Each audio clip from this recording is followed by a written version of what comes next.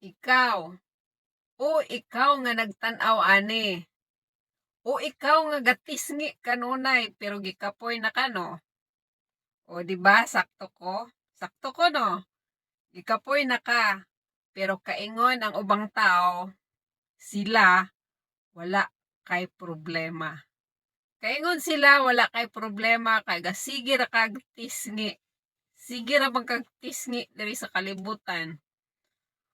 Sa akong tanaw, ikaw ang klaseng tao nga pakatawa-katawa ra, sigig tisngi sa atubangan sa laing tao, pero kung mag-inusara da ito, nga naghigda, nga matug, tingala na lang kalit tulo ang luha sa mata.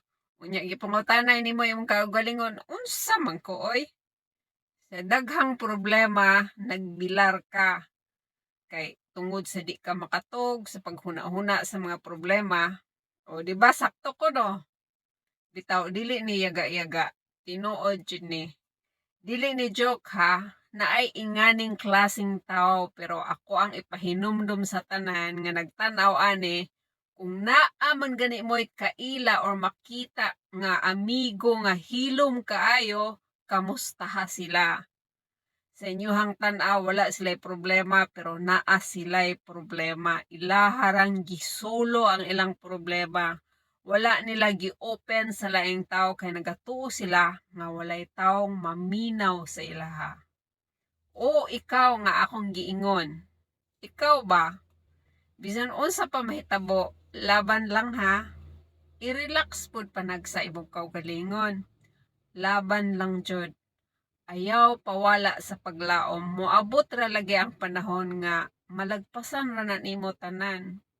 Ikaw na pod ang mokatawa, dili kay ikaw ra ang magpakatawa sa laing tao. Amping kaunsa ta? Inga na ang kinabuhi. Tanang tao na ay problema. Maong laban ra jud ta. Bismillah. Laban lang sa kinabuhi.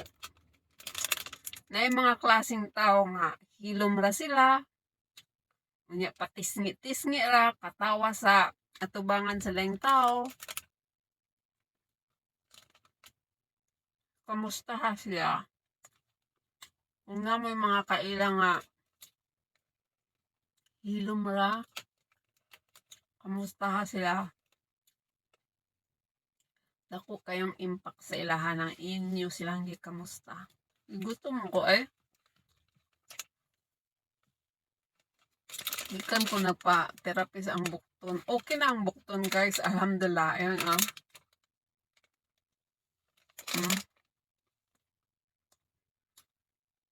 Mahansaap na nako.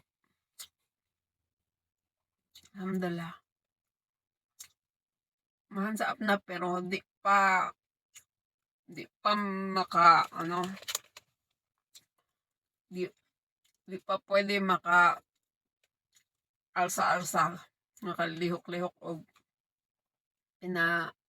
pinabasko, pinakalit.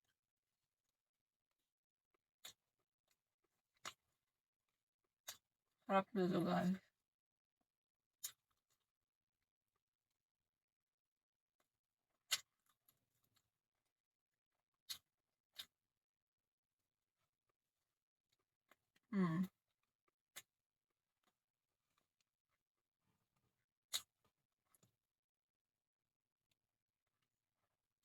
Good news! Ramadan is coming. Inshallah.